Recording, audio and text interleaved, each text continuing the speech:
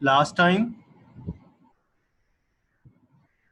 we discussed center of gravity and how to find the center of gravity of a irregular shaped body. उसके लिए हमने एक activity discuss की थी. Centre of gravity को हमने डिटेल से डिस्कस किया था और फिर हमने ये भी देखा था कि जो रेगुलर शेप्स हैं, सिमेट्रिकल ऑब्जेक्ट्स, सिमेट्रिकल बॉडीज, उनका सेंटर ऑफ ग्रेविटी कहाँ होता है. Square, rectangular, cylinder, ring, sphere. So our today's topic is couple, right? English में जो कपल का मीनिंग है ऑलमोस्ट सेम वही फिजिक्स में है. तो उसके लिए मैं आपके साथ स्लाइड शेयर कर रहा हूं, वेट कीजिएगा जरा.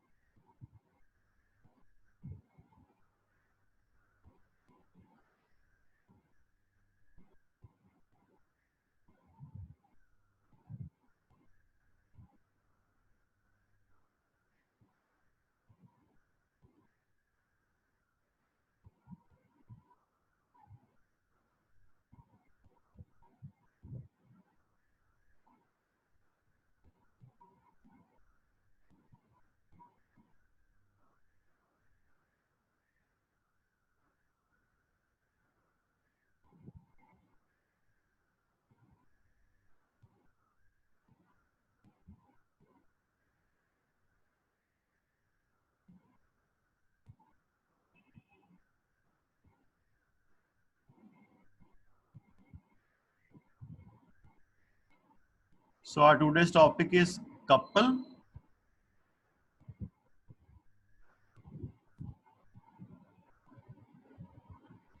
And we have to calculate the torque of a couple.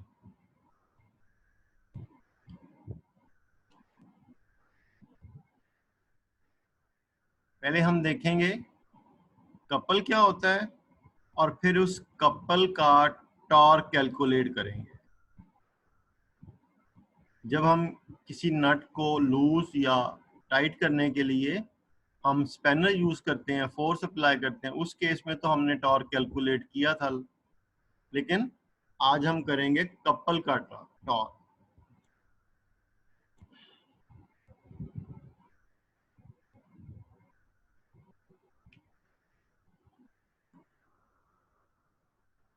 Okay जी. अगर हम डेली लाइफ में देखें, अगर हमारे पास दो सेम टाइप की चीजें हों, उसे हम कहते हैं पेयर. Pair of socks. अगर इसी तरह आपके पास कोई पेट है, दो तोते हैं, दोनों मेल हैं, तो आप कहेंगे कि जी मेरे पास एक जोड़ी है, पेयर है, पेयर. लेकिन उसे हम जोड़ा नहीं कह सकते, जोड़ी कहेंगे, पेयर. लेकिन जब जेंडर अपोजिट हो जाएंगे, एक मेल और एक फीमेल, कोई भी एनिमल हो, तो उसे फिर हम कहेंगे जोड़ी.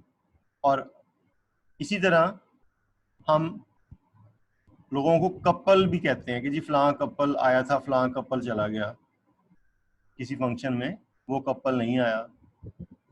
सो फिजिक्स में भी ऑलमोस्ट यही मीनिंग है कपल से.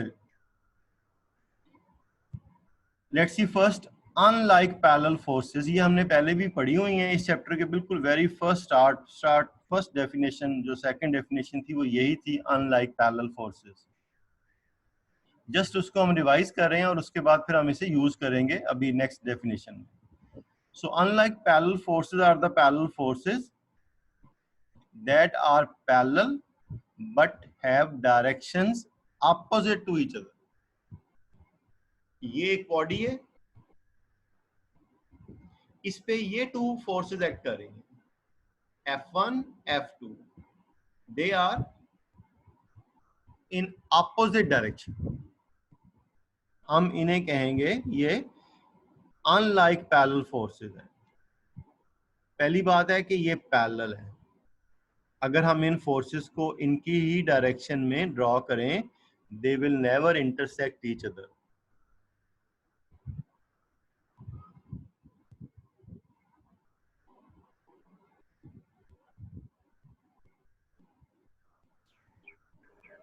अस्सलाम वालेकुम मिस प्रीबा. वालेकुम अस्सलाम. कहाँ हैं सारे आप? अस्सलाम वालेकुम miss. Can I see everybody? एक सेकंड में मैम वो स्क्रीन लाता हूँ. हाँ सॉरी, मैं थोड़ा सलाम दुआ करूँ उसके बाद फिर. अस्सलाम वालेकुम मैम. वालेकुम अस्सलाम.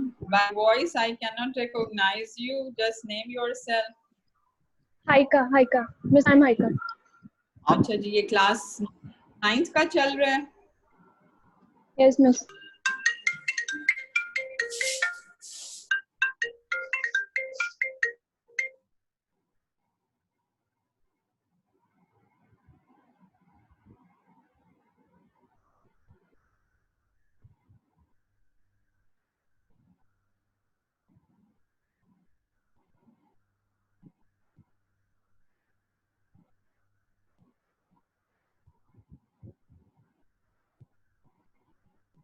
ओके जी.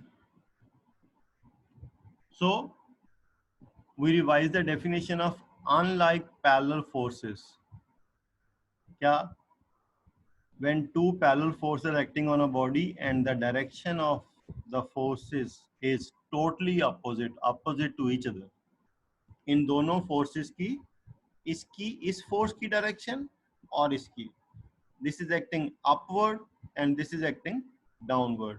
यहाँ पे हम ऑपोजिट का वर्ड यूज कर रहे हैं. दोनों फोर्सेस की डायरेक्शन में 180 डिग्री का एंगल होना चाहिए. डिफरेंट नहीं हम कह रहे, हम ऑपोजिट कह रहे हैं. ओके.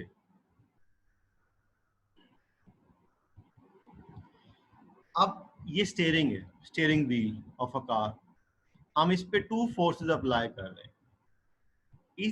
इस हैंड से हम इसे पुश कर रहे हैं, इस हैंड से हम इसे पुल कर रहे हैं. सो एक हैंड से हम अपवर्ड फोर्स अप्लाई कर रहे हैं, एक हैंड से हम डाउनवर्ड फोर्स अप्लाई कर रहे हैं. सो इस तरह के केस में जब हम डोर का नॉब खोलते हैं, वाटर टैप खोलते हैं, या उसको हम स्टॉप करते हैं, गाड़ी का स्टीयरिंग हम रोटेट करते हैं, तो हम क्या करते हैं, हम टू फोर्सेस अप्लाई करते हैं. Two forces. और उन दोनों फोर्सेस का जो मैग्नीट्यूड होता है वो भी सेम होता है.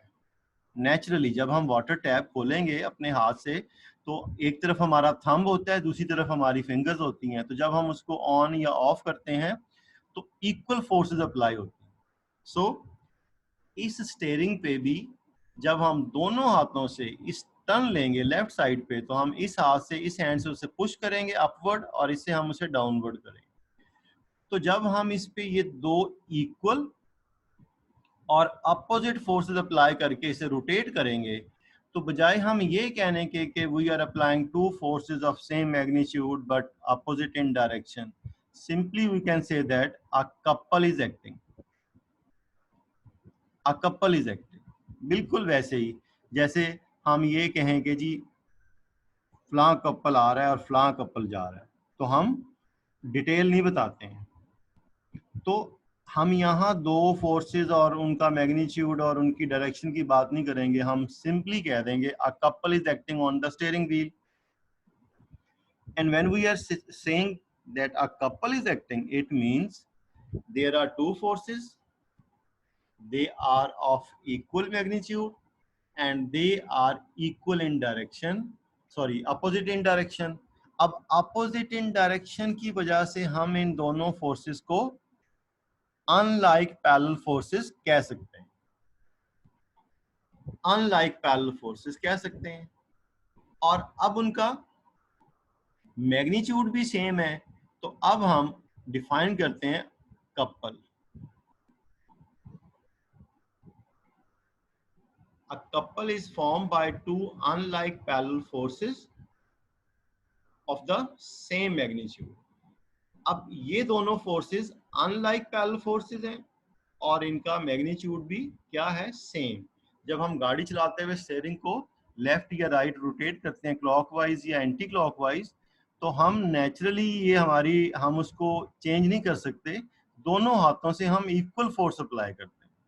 सो जब भी किसी बॉडी पे two unlike parallel forces of same magnitude, इस केस में जैसे हो रहा है, ठीक है, तो हम कहेंगे a couple is acting on the body. हम बजाय ये कहने के कि two unlike parallel forces of same magnitude are acting on the body, हम कह देते हैं simply a couple is acting on the body. So जब भी हम किसी बॉडी पे कपल अप्लाई करते हैं तो वो कपल उसमें टॉर्क प्रोड्यूस करता है उस बॉडी को क्लॉकवाइज और एंटी क्लॉकवाइज क्या कर देता है, रोटेट. अब ये देखें, ये हमारे पास एक लीवर टाइप एक बॉडी है. ये this is fulcrum, this body is lying on the fulcrum, so this has the tendency to rotate this way और this way. Okay, so this force downward and this is upward, both are F and F, it means they are of same magnitude. So we can say that a couple is acting on this body. A couple is acting on this body. Okay.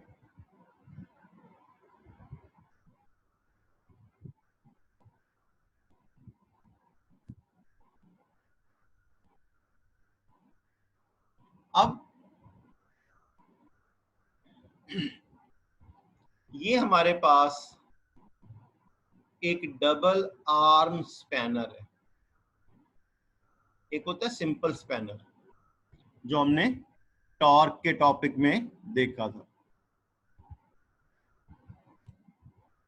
और ये है double arm spanner. इसमें actually cross होता है, जैसे plus का sign होता है ना, तो इसमें भी 4 साइड्स होती हैं, क्रॉस होता है, और हर साइड पे डिफरेंट साइज का नट ओपन करने के लिए हमारे पास ऑप्शन होती है. ये इसके जो 4 साइड्स हैं इनका साइज डिफरेंट होता है. अब लेट से कि हम ये गाड़ी का व्हील खोलना चाहते हैं, उसमें हम डबल आर्म स्पैनर यूज करेंगे तो ये नट इजीली खुल जाए. अब अगर हम सिंगल स्पैनर यूज करें, सिंगल आर्म, उसमें और डबल आर्म स्पैनर यूज करने में क्या एडवांटेज है? जब हम डबल आर्म स्पैनर यूज करते हैं तो हमारा जो वर्क है वो इजी हो जाता है, हमें कम फोर्स अप्लाई करनी पड़ती है. वो कैसे वर्क इजी हो जाता है, क्यों हमें कम फोर्स अप्लाई करनी पड़ती है, तो वो हम इस कपल का टॉर्क कैलकुलेट कर लेते हैं. अब जब हम इस डबल आर्म स्पैनर को यूज करेंगे, एक अपना हाथ हम यहाँ रखेंगे, ठीक है, और एक हाथ यहाँ. इस हाथ से हम अपवर्ड फोर्स अप्लाई करेंगे और इस हाथ से हम डाउनवर्ड फोर्स अप्लाई करेंगे.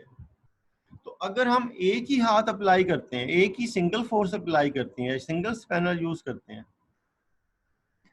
तो हमारा जो वर्क है वो मुश्किल हो जाएगा. लेकिन डबल आर्म स्पैनर यूज करने से, दोनों हाथ से फोर्स अप्लाई करने से, अब हम इस पे अप्लाई करेंगे कपल. ये 2 forces of equal magnitude and opposite in direction. तो अब कपल अप्लाई करने से हमारा वर्क इजी क्यों हो जाता है, उसके लिए हम कपल का टॉर्क कैलकुलेट करते हैं. तो फिर हम देखेंगे कि उसमें हमें क्या एडवांटेज मिलता है. तो हम जब किसी बॉडी पे हम कपल अप्लाई करते हैं तो उसका टॉर्क हम कैलकुलेट करते हैं.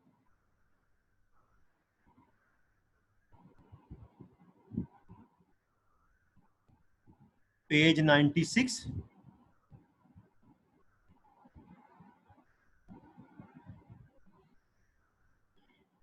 ये मैंने ग्रुप में शेयर कर दी हुई है स्लाइड्स, ये आप यहां से भी कर सकते हैं, बुक से भी कर सकते हैं. सर जी सर वो जो सेंटर ऑफ ग्रेविटी हमने टॉपिक पढ़ा था उसमें आपने कहा था डेफिनेशन लिखनी है और एक्सपेरिमेंट लिखना है और साथ में जो लेमिना का जो है उसका थोड़ा सा लिखना है जी जो और येलो बॉक्स नहीं लिखना। तो सर वो यूनिक के नोट्स में ना येलो बॉक्स के पॉइंट्स और सारी डायग्राम्स बनी हुई हैं, उसकी तो वो जरूरत नहीं ना है, वो लिखें या लिखें? उसकी जरूरत नहीं है, वो लेंथी हो जाएगा, लेंथी हो जाएगा। ठीक है सर, ठीक है सर। ओके, ये हमारे पास एक बॉडी है, this body can rotate around the point O, two forces acting on the body, this force, this force. This force can produce anti-clockwise torque, anti-clockwise rotation in the body, and whereas this force can rotate the body in the clockwise direction. So a couple is acting on the body. Okay. अब हम जब couple का torque calculate करेंगे, it means कि हम दोनों forces का torque calculate करके उनके टॉर्क्स को क्या कर देंगे, सम। एक कपल में दो फोर्सेस होती हैं, हम दोनों फोर्सेस का टॉर्क कैलकुलेट करके उसे क्या कर देंगे, ऐड। सम। तो वो क्या बन जाएगा, torque of the couple. Okay, moment of force F at end A, ये एंड ए पे जो फोर्स एक्ट कर रही है उसका टॉर्क या मोमेंट एक ही बात है, उसका मोमेंट हम कैलकुलेट करते हैं। वो कैसे करते हैं, force multiply by moment arm, F is the force, O is the axis of rotation, axis of rotation O में से पास कर रहा है, ये पॉइंट ऑफ एक्शन है, तो ये डिस्टेंस क्या है, moment arm O A, so force multiply by moment arm. तो ये हमारे पास ये बी, ये ए है, ये ओ ए, ये आ गया force F which is acting on point A, उसका टॉर्क।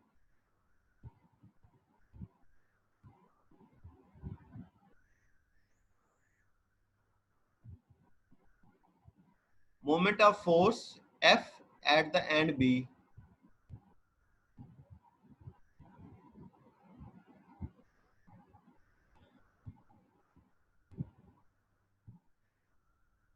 ये जो एंड बी पे फोर्स लग रही है उसका टॉर्क हम कैलकुलेट कर रहे हैं, वो क्या है, anti clockwise, force multiply by moment arm F multiply by OB, total moment of couple.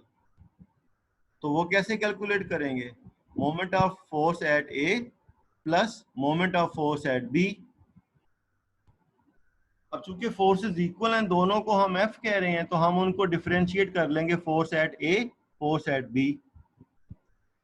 तो ये हमने दोनों फोर्सेस के जो टॉर्क थे उनको सम कर लिया। F दोनों में क्या है, कॉमन, ये कॉमन है, यहां से OA, यहां से OB, OA plus OB, force into, अब ये OA plus OB, this is O, this is OA, this is OB, तो जब हम OA और OB को ऐड करेंगे तो ये बन जाएगा AB, AB, OA plus OB को जब हमने ऐड किया तो ये बन गया AB। अब AB क्या है, basically AB is the perpendicular distance between the forces, AB दोनों फोर्सेस का परपेंडिकुलर डिस्टेंस है। तो अब ये जो perpendicular distance between the forces है, ये देखें सिंगल मोमेंट आर्म से डबल है, ये मोमेंट आर्म, ये मोमेंट आर्म, तो ये जो डिस्टेंस बिटवीन द फोर्सेस है ये उससे मोमेंट आर्म से डबल है। अब जब हम यहाँ पे ये वैल्यू, उसने इसको D कह दिया, तो जब हम ये कैलकुलेट करेंगे तो ये हमारा जो टॉर्क है ये ज्यादा हो जाएगा, आर्म जो हम स्पैनर यूज करते हैं उससे डबल हो जाएगा। क्यों, उसमें तो हम सिंगल फोर्स को मल्टीप्लाई करते हैं उसी फोर्स के मोमेंट आर्म से, लेकिन यहाँ पे जो हमारे पास रिलेशन आया है उसके अकॉर्डिंग मोमेंट ऑफ कपल किसके इक्वल होगा, one of the two forces of the couple F, एक force multiply by perpendicular distance between the forces, तो जो कि ज्यादा होगा, इसलिए जब हम किसी भी बॉडी पे कपल अप्लाई करते हैं तो हमें उसको रोटेट करना क्या हो जाता है, इजी। तो उसकी एग्जांपल हमने ली डबल आर्म स्पैनर, और यहां हमने कपल का टॉर्क कैलकुलेट किया।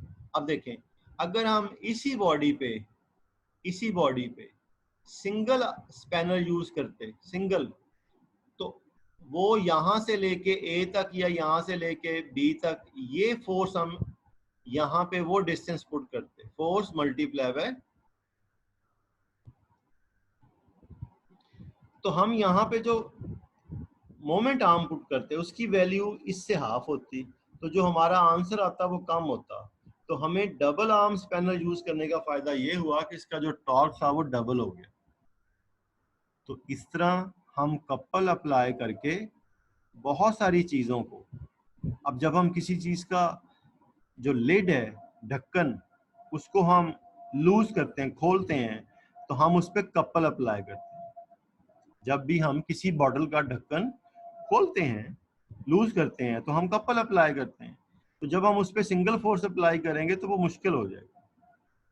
सो कपल अप्लाई करने से टॉर्क डबल हो जाता है, उसका मोमेंट डबल हो जाता है। तो अब इसी चीज को उसने वर्ड्स में डिफाइन कर दिया, moment of couple equal to, अब उसने यहाँ पे लिखा हुआ है either force, mean one of the two forces of couple. चूंकि दोनों मैग्नीट्यूड में सेम होंगी तो उसमें से हम कोई भी फोर्स यहाँ पुट कर सकते हैं, उसकी वैल्यू पुट करेंगे ना, वो तो सेम है।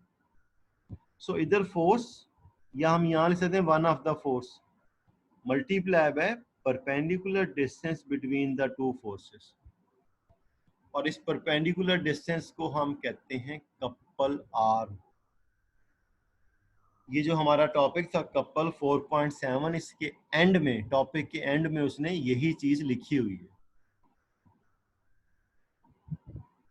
तो ये लॉन्ग में आ चुका है, छोटा सा टॉपिक है, तो बिल्कुल एज इट इज जैसे हमारे पास बुक में है वो आप लिख लें, या अगर आपको ये इजी लगे तो ये आप लिख सकते हैं, ये चीज।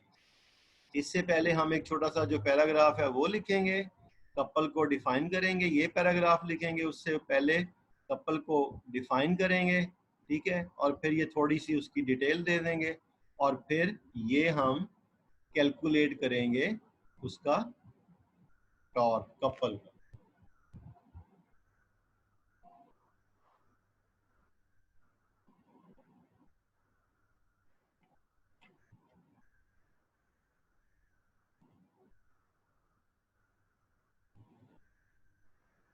ओके, ये हमारे पास एक्सरसाइज का न्यूमेरिकल है 4.4। तो इसको हम सॉल्व करते हैं और उसके बाद फिर हम कपल का न्यूमेरिकल करेंगे, अगर आज टाइम बचता है। मुश्किल है, थोड़ा सा टाइम वो हमारा उधर चला गया। 4.4 एक्सरसाइज का न्यूमेरिकल है। 4.4 problem, a force of 100 Newton is applied perpendicularly on a spanner at a distance of 10 centimeter from a nut. ये फोर्स हम अप्लाई कर रहे हैं स्पैनर पे, और स्पैनर के उस पॉइंट पे फोर्स अप्लाई कर रहे हैं which is 10 centimetre from the nut. इसका मतलब है कि moment arm 10 centimetre, force 100 newton, moment arm हम उसे एल से रिप्रेजेंट करते हैं 10 सेंटीमीटर, हम इसे मीटर में कन्वर्ट करेंगे, 10 centimetre over 100 0.1 metre, right. Find the torque produced by the force, तो हमने टॉर्क फाइंड करना। अब यहां मैंने ये कैपिटल टी लिखा हुआ है, बेसिकली आपने वही साइन यूज करना है जो बुक में लिखा होता है। अब वो यहाँ पे थोड़ा टाइप करना, या वो सिंबल मुझे मिला भी नहीं है, तो आप उसको थोड़ा सा उस तरह लिखेंगे जैसे हम जिसे हमने बोला था वो लिखेंगे। So torque equals to force multiply by moment arm, simple formula, force multiply by moment arm. Moment arm metre में ही होना चाहिए सर थी। हमने टॉर का टी छोटा लिखना। नहीं, वो उसका थोड़ा सा ना सिंबल थोड़ा सा डिफरेंट है। अगर आप टॉपिक में देखें ना, यही 92 पेज पे एग्जांपल है, वहां पे वो सिंबल यूज कर रहा है। वो 92 पेज पे अच्छा अच्छा एग्जांपल है, तो हम उस तरह लिखेंगे उसको, थोड़ा सा उसको वो टेढ़ा सा करके नीचे से उसको वो बेंड कर देते। जी ठीक है sir. So force into moment arm 0.1, इन दोनों को मल्टीप्लाई करेंगे 10 आ जाएगा। टॉर्क का यूनिट होता है न्यूटन मीटर। तो ये 92 पेज पे जो एग्जांपल है वो भी यही चीज है। ये एक्सरसाइज का न्यूमेरिकल है 4.4। सर 0.1 m कहाँ से आया? ये देखें, हम जो फोर्स अप्लाई कर रहे हैं वो नट से कितने डिस्टेंस पे अप्लाई कर रहे हैं? 10 सेंटीमीटर, ठीक है ना। जी या समझ लें कि स्पैनर की लेंथ 10 सेंटीमीटर है, तो हम स्पैनर के एक एंड पे फोर्स अप्लाई करते हैं और दूसरा एंड कहाँ पे हमने लगाया होता है? स्पैनर का नट के साथ। तो वो लेंथ कितनी बन गई? 10 सेंटीमीटर। तो फिर मोमेंट आर्म क्या होता है? मोमेंट आर्म होता है perpendicular distance between the line of action of force and the principal axis of rotation, principal axis नहीं, sorry, axis of rotation। Torque का जो टॉपिक था उसमें हमने डिस्कस किया था।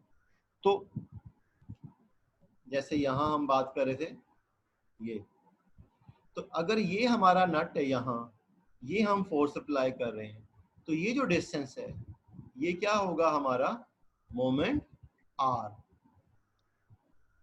तो टॉर्क हम जी कैलकुलेट करते हैं force multiply by moment arm. वो जो टॉर्क के कपल में हमने डिफरेंट साइज के स्पैनर देखे थे, तो हम स्पैनर के एंड पे फोर्स अप्लाई करते हैं और स्पैनर के दूसरे एंड पे नट होता है, तो वो जो डिस्टेंस होता है उसे हम कहते हैं मोमेंट आर। चलें जी, इसको आज यहाँ तक रखें, कल फिर हम इसको यहाँ से कंटिन्यू करेंगे। ये तो हमारा टॉपिक पूरा हो गया आज का, बस एक दो न्यूमेरिकल थे स्लाइड में।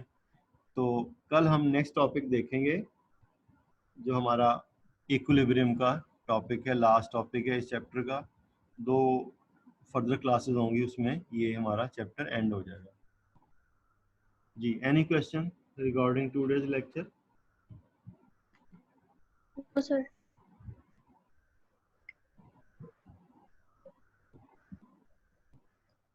सर जी, सर फिजिक्स और मैथ्स का सिलेबस अगर कम हुआ तो वो कैसे करना?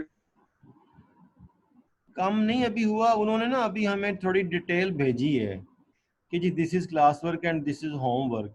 अभी उसकी थोड़ी डिटेल और आएगी, ठीक है ना।